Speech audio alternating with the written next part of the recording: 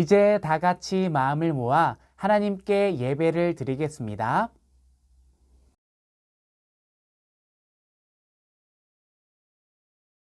하나님은 영이시니 예배하는 자가 영과 진리로 예배할지니라.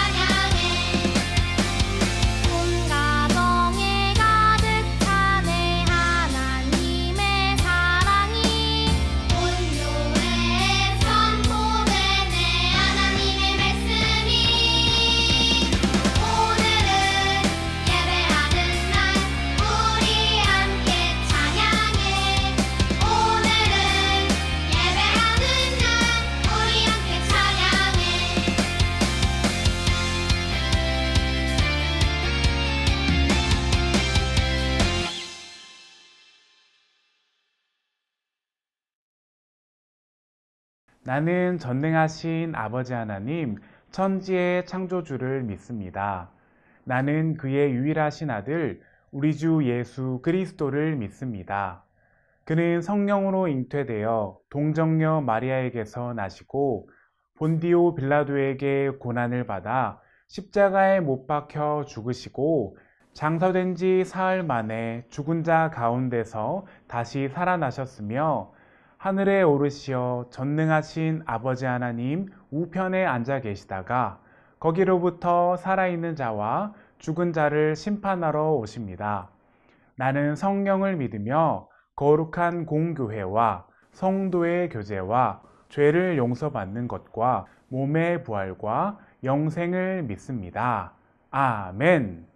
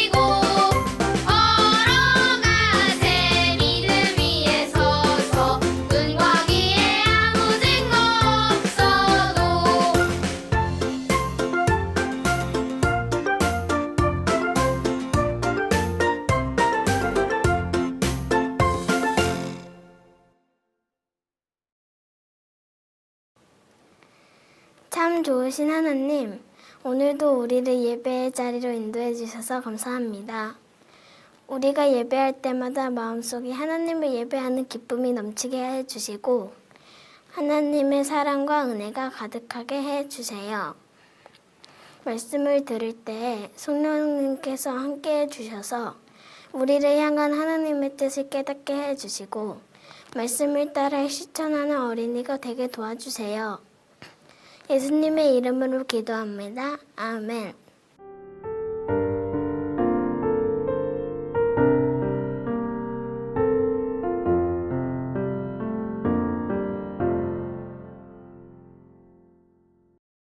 오늘 하나님께서 우리에게 주신 말씀은 창세기 50장 20절 말씀입니다.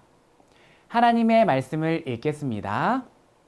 당신들은 나를 해하려 하였으나 하나님은 그것을 선으로 바꾸사 오늘과 같이 많은 백성의 생명을 구원하게 하시려 하셨나니 아멘.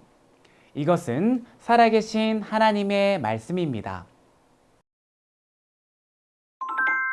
여러분, 하나님께서 아브라함에게 주셨던 약속을 기억하나요? 그 약속은 아브라함의 아들 이삭, 이삭의 아들 야곱에게까지 이어졌어요. 그러면 그 다음은 어떻게 되었을까요? 오늘의 말씀에는 야곱의 아들들에 대한 이야기가 나와요. 그들의 이야기를 들으면 하나님께서 어떻게 약속을 이루어 가셨는지 알 수 있답니다. 그들의 이야기를 한번 들어볼까요? 짜잔! 이 사람은 요셉이에요. 야곱은 12아들 중에서 요셉을 가장 사랑했어요. 값비싼 채색 옷을 요셉에게만 줄 만큼 그를 아꼈죠. 요셉에게만 채색 옷을 선물하다니 형들의 마음은 어땠을까요? 형들은 요셉을 미워했어요. 그런데 가뜩이나 미운 요셉이 더욱 형들 눈밖에 나는 사건이 있었어요. 바로 요셉의 꿈 사건이에요. 어느 날 요셉은 자신이 꾼 꿈 이야기를 형들에게 들려주었어요. 형님들, 제 이야기 좀 들어보세요. 우리가 밭에서 곡식단을 묶고 있었어요. 그런데 갑자기 제가 묶은 곡식단이 우뚝 일어서고 형님들이 묶은 단들이 저의 단을 둘러싸서 절하는 게 아니겠어요? 형들은 꿈 이야기를 듣고 요셉에게 화를 냈어요. 내가 우리를 다스리는 왕이라도 된다는 거야? 뭐야? 얼마 뒤 요셉은 또 꿈을 꾸었어요. 이번에는 해와 달과 별 11개가 자신에게 절하는 꿈이었죠. 요셉은 형들에게 꿈 이야기를 했지만 이번에도 꾸중만 들을 뿐이었어요. 심지어는 이번에는 아버지께도 꾸지람을 들었죠. 도대체 하나님께서는 요셉에게 왜 이런 꿈을 주신 걸까요? 우리 계속해서 요셉의 이야기를 들어봐요.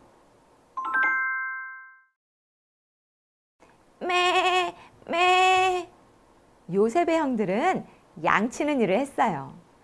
양을 치기 위해서는 풀이 있는 먼 곳으로 이동해서 그곳에서 오랫동안 머물러야만 했어요. 아들들의 안부가 궁금했던 아버지는 요셉을 불러서 형들에게 다녀오도록 했어요. 요셉은 세겜을 지나 도단에 도착했어요. 형들은 저기 멀리서부터 요셉을 한눈에 알아보았죠. 그리고 저기 꿈꾸는 자가 온다 하고 그를 비웃었어요. 그리고 형들은 무서운 계략을 세웠어요. 자신을 만나러 온 요셉의 옷을 벗겨서 구덩이에 던지고 지나가던 이스마엘 사람들에게 노예로 팔아버린 거예요. 그리고서는 아버지 야곱에게는 악한 짐승이 요셉을 잡아먹었다고 거짓말을 했죠.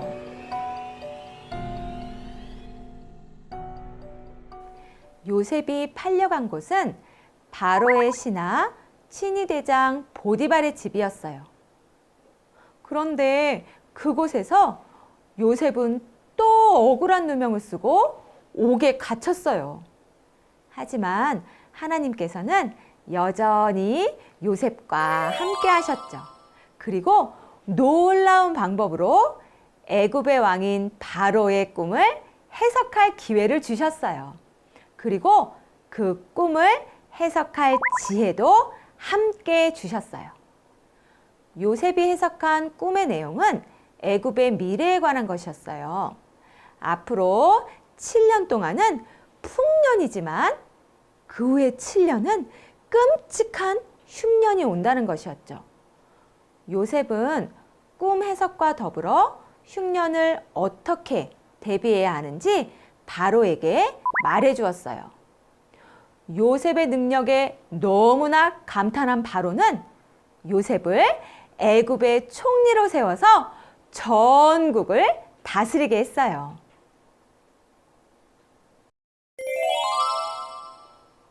한편 애굽과 달리 그 주변에 살고 있던 사람들은 흉년을 준비하지 못했어요. 가나안에 살고 있던 야곱과 그의 형제들도 마찬가지였죠. 야곱은 애굽의 양식이 풍족하다는 소문을 듣고 요셉의 형들을 애굽으로 보냈어요. 요셉은 형들을 한눈에 알아보았어요. 하지만 양식을 구하러 온 형들은 총리가 된 요셉을 알아보지도 못하고 요셉에게 절을 했어요. 여러분, 요셉이 어릴 적 꾸었던 꿈을 기억하나요? 요셉이 꾼 꿈과 똑같은 일이 벌어진 거예요. 형들을 본 요셉은 어떻게 했을까요? 형들에게 복수를 했을까요? 형들을 옥에 가두었을까요? 아니면 큰 벌을 내렸을까요? 요셉은 형들에게 많은 곡식을 주어서 돌려보냈을 뿐만 아니라 아버지와 모든 식구들이 함께 애굽에서 살도록 했어요. 하지만 형들은 요셉이 자신에게 복수를 할까 봐 불안했던 것 같아요. 그래서 아버지가 돌아가신 후 요셉을 찾아와서 이렇게 말했어요. 요셉, 아버지께서는 살아생전 내가 우리들의 모든 잘못을 용서해 주시기를 바라셨단다. 그러니 우리의 죄를 제발 용서해 주렴. 이 말을 들은 요셉은 눈물을 흘렸어요. 지난날의 죄를 생각하며 두려워하는 형들을 보니 마음이 아팠던 것 같아요. 요셉은 형들에게 말했어요. 형님들, 두려워하지 마십시오. 제가 하나님을 대신하겠습니까? 형님들은 나를 해치려 했지만 하나님께서는 그것을 선하게 바꾸셔서 오늘날처럼 수많은 사람들의 생명을 구원하셨습니다. 그러니 두려워하지 마세요. 제가 형님들을 모실 뿐 아니라 형님들의 자녀들도 돌보겠습니다. 와, 정말 놀라운 고백이에요. 형들은 요셉을 미워하고 요셉의 꿈도 무시했어요. 심지어 요셉을 해치려고 했죠. 하지만 형님들의 행동에도 불구하고 하나님께서 주신 꿈은 이루어졌어요. 오히려 요셉이 애굽의 총리가 되어서 온 가족을 살리는 생명의 통로가 되게 하셨어요. 형들이 요셉을 노예로 판 것은 정말 나쁜 행동이었지만 하나님께서는 그 모든 것을 선하게 바꾸셔서 야곱의 가족과 수많은 생명들을 살려주셨어요. 야곱의 아들들이 애굽에서 터를 잡고 살게 된 지 약 430년의 세월이 흘렀어요. 70명 남짓했던 야곱의 식구들은 이제 60만 명이 훌쩍 넘는 큰 민족이 되었어요. 하나님께서 아브라함과 이삭 그리고 야곱에게 주셨던 약속이 오랜 시간이 흘러 이루어진 거예요. 그리고 하나님은 그 약속이 이루어질 수 있도록 요셉을 사용하셨어요. 물론 요셉의 삶에 어려움이 없었던 것은 아니지만 하나님께서는 그 어떤 방해와 어려움에도 불구하고 반드시 하나님의 약속을 이루어 가셨어요.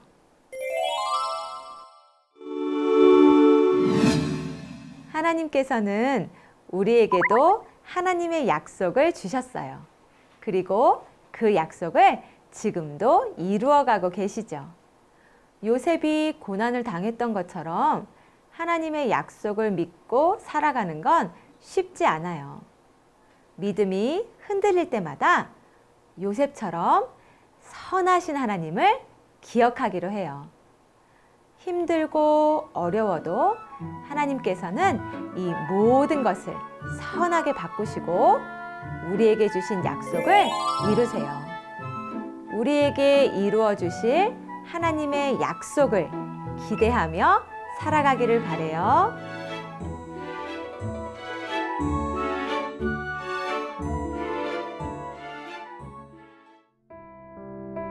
하나님, 오늘도 하나님의 말씀을 듣고 하나님의 뜻을 깨닫게 해주셔서 감사합니다.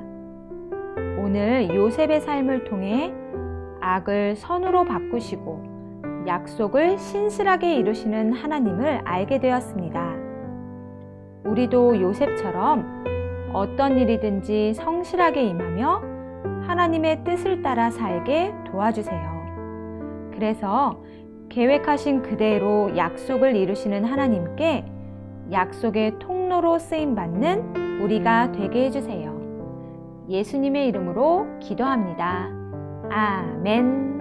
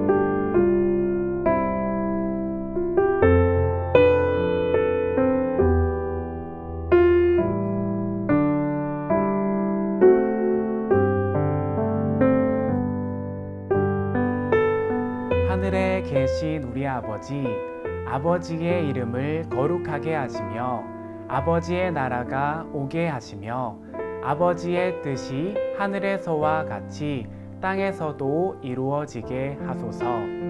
오늘 우리에게 일용할 양식을 주시고 우리가 우리에게 잘못한 사람을 용서하여 준 것 같이 우리 죄를 용서하여 주시고 우리를 시험에 빠지지 않게 하시고 악에서 구하소서.